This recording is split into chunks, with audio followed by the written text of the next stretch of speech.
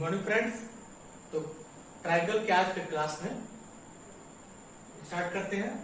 तो देखिए previous class में हम कॉन्ग्रुएंट और कॉन्ग्रुएंट ऑफ ट्रायंगल के बारे में काफी कुछ बनाए थे। ये भी बताए थे कि क्या बेसिक क्राइटेरिया होते हैं किसी भी ट्रायंगल के लिए कि वो कॉन्ग्रुएंट है। आइए उस पर बेस कुछ क्वेश्चंस करते हैं। ठीक है, तो ये क्वेश्चन है, ये क्वेश्चन एनसीईआरटी बुक का है। ठीक है, तो देखिए जो डायग्राम है इसमें दो चीज गिवन है। एक ये है गिवन कि OA इक्वल टू OB है और दूसरा OC इक्वल टू OD। यही दो चीज बस गिवन है और हमें क्या हमें शो करना है कि AOD इस कॉन्ग्रुएंट है BOC के। ठीक है, तो आइए सॉल्व करते हैं। तो हम तो कॉन्ग्रुएंसी के लिए जो बेसिक क्राइटेरिया है उसी को फॉलो करेंगे। ठीक है, तो सबसे पहले यही कि in triangle AOD and triangle DOC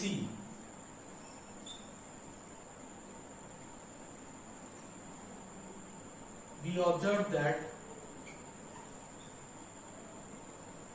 क्या कि OA इक्वल टू OB है। क्वेश्चन है, ये ऊपर क्वेश्चन है, शॉर्ट में लिख दिए हैं, आप समझ लीजिएगा। तो OA इक्वल टू OB ये गिवन है। ठीक है, और दूसरा OC इक्वल टू OD। ठीक है, ये क्या है, ये गिवन है। ठीक है, और थर्ड तीसरा ये जो एंगल है AOD, एंगल AOD किसके इक्वल होगा। अगर दोनों ट्रायंगल्स को देखें तो देखिए ये जो एंगल है और ये एंगल, ये दोनों है pair of vertically opposite angle. तो AOD equal to angle BOC होगा। कैसे, क्योंकि ये है pair of vertically opposite angles, vertically opposite angles. ठीक है, तो जो वर्टिकली अपोजिट एंगल है और vertically opposite angle always equal. तो देखिए ये एंगल का तो इस तरह देखिए दो साइड, ये साइड और ये साइड और उनके बीच का एंगल, तो कौन सा क्राइटेरिया होगा, साइड एंगल साइड। ठीक है, तो हम साइड एंगल साइड से हम क्या कह सकते हैं कि ट्रायंगल AOD और BOC कॉन्ग्रुएंट है। कॉन्ग्रुएंट साइन है BOC, AOD is congruent to BOC। ये हमने प्रूव कर दिया। कैसे, by side angle side congruence. ठीक है, इसके लेक्चर पढ़ चुके हैं। तो AOD और BOC कॉन्ग्रुएंट हो गया। ठीक है, अब देखिए, अब जब पहला तो हो गया प्रूफ, अब दूसरे के लिए क्या करते हैं।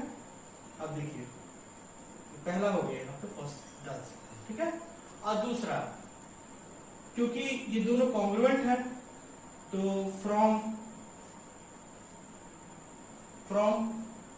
CPCT यानी corresponding parts of congruent triangle, आप ब्रैकेट में लिख सकते हैं corresponding parts of congruent triangles। ठीक है, corresponding parts of congruent triangle हम क्या लिख सकते हैं, यही लिख सकते हैं कि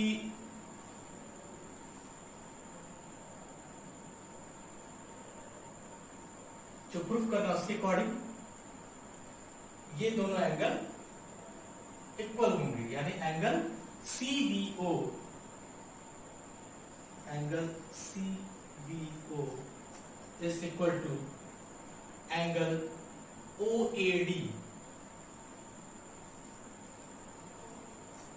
समझने की कोशिश करिए कि एंगल CBO यानी ये एंगल जो होगा वो इस एंगल के बराबर होगा। क्यों ये एंगल ही, क्योंकि ये दोनों साइड बराबर है, तो इसकी एंगल जो है वो CPCT corresponding parts of congruent triangle से, यानी अगर दो ट्रायंगल कॉन्ग्रुएंट है तो उनके करस्पॉन्डिंग पार्ट्स इक्वल होते हैं। तो इस तरह ये और ये दोनों एंगल इक्वल होंगे। तो CBU इसका हमने कह दिया OAD, ठीक है। और इस तरह जबकि दोनों इक्वल है तो हम कह सकते हैं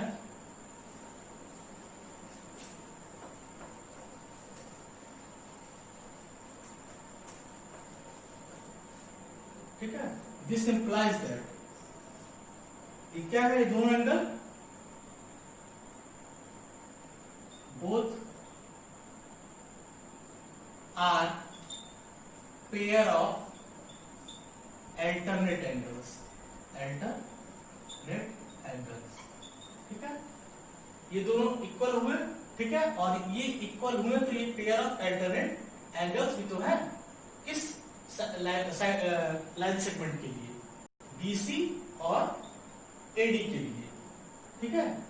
for line segment BC and AD, so BC is parallel to AD, ठीक है। समझने की कोशिश करिए। देखिए ये और ये इक्वल है तो हम जानते हैं कि ये अल्टरनेट एंगल्स होंगे, क्यों, ये दो लाइन है और ये उसके लिए ट्रांसवर्जल लाइन हुआ, और ये अल्टरनेट एंगल्स हुआ, और अल्टरनेट एंगल अगर इक्वल है तो उस कंडीशन में ये दोनों लाइन सेगमेंट जो हुआ वो क्या होना चाहिए, पैरेलल हो जाना चाहिए। तो यहाँ पे अल्टरनेट एंगल्स थे और इक्वल भी हो गए, कॉन्ग्रुएंट थे, तो इस तरह हम कह सकते हैं कि both are pair of alternate angles for line segment BC and ED, और ये इक्वल है, इसलिए हम कह सकते हैं so BC is parallel to AD। तो इस तरह दूसरा भी आए फ्रेंड। सेकंड क्वेश्चन लगाते हैं। तो देखिए ये भी क्वेश्चन सेम उसी तरह है, बस थोड़ा बहुत चेंजेस है। देखिए इसमें क्या है कि ये एक तरह का ऐसा डायग्राम है, ठीक है। इसमें यहाँ गिवन ये है कि AB is parallel to CD, ये पहले गिवन कर दिया, ठीक है, और O जो है मिड पॉइंट है AD का, ठीक है। तो अब हमको जो प्रूफ करना हो तो आपको दिख ही रहा होगा, तो इसको सॉल्व करते हैं। तो O is the mid point of AD, तो यानी इसका मतलब क्या गिवन है OA is equal to OD, चाहे OA इसका टू OD बोलिए या AO इसका टू DO, कोई फर्क नहीं पड़ता, ठीक है। तो OA इसका टू OD, और दूसरा और क्या क्या गिवन है, एंगल OAB इसका टू एंगल ODC, ये कैसे हो गया, क्योंकि AB is parallel to CD है and AB is parallel to CD है, और साथ साथ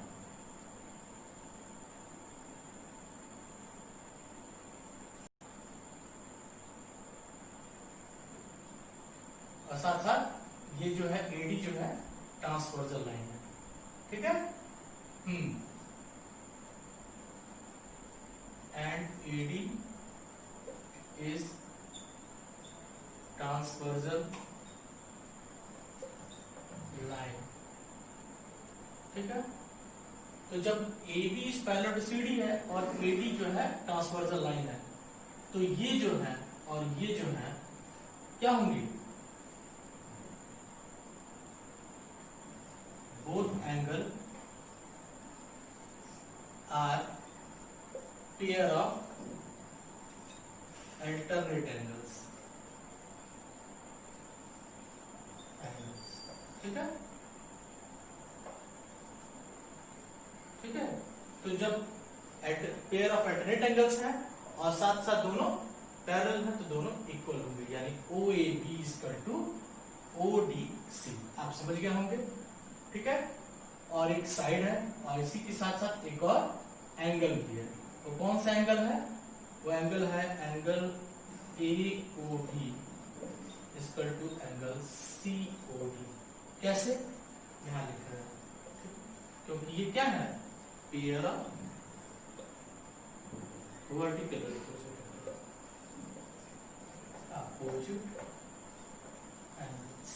ठीक है। और पेयर ऑफ दो लाइन है एक दूसरे को इंटरसेक्ट किए तो pair of vertically opposite angle हमेशा इक्वल होते हैं, तो पता ही है। ठीक है, तो इस तरह दो एंगल, एक ये एंगल और दूसरा ये एंगल, ठीक है, और उनके बीच का साइड, ठीक है। तो दो एंगल उनके बीच का साइड, तो इस तरह एंगल साइड एंगल नहीं होगा, ठीक है। तो इस तरह triangle AOB is congruent to triangle DOC, समझा कि नहीं? Triangle AOD is congruent to triangle DOC, कैसे लिखते हैं भाई? Angle side angle, angle side angle, congruence. अब ये कॉन्ग्रुएंस हो गया, तो हम क्या कर सकते हैं?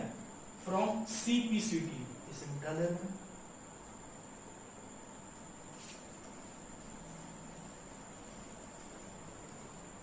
फ्रॉम CPCT यानी corresponding parts of congruent triangle.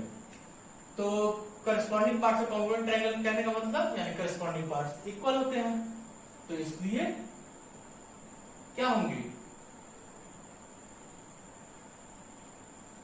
तो इस तरह OC इक्वल टू OB हो जाएगा, OC इक्वल टू OB, ठीक है, क्योंकि ये करस्पॉन्डिंग पार्ट हुए। जिस तरह ये दोनों बराबर है, अब ये दोनों भी बराबर हो जाएंगे, तो इस तरह OC इक्वल टू OB हो जाएगा, ठीक है।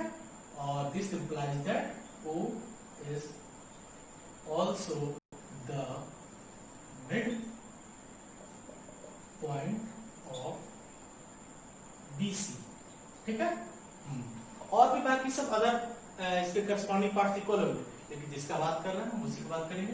तो ये OC इक्वल टू OB हुआ, और इस तरह जब OC और OB बराबर है, इसका मतलब O जो क्या होगा? मिड पॉइंट होगा, इसलिए O is also the mid point of BC, और यही प्रूव कर। तो देखिए सेकंड क्वेश्चन भी सॉल्व होता है। तो फ्रेंड्स आज के लिए इतना ही, अब आपको हम नेक्स्ट क्लास में मिलेंगे। Thank you.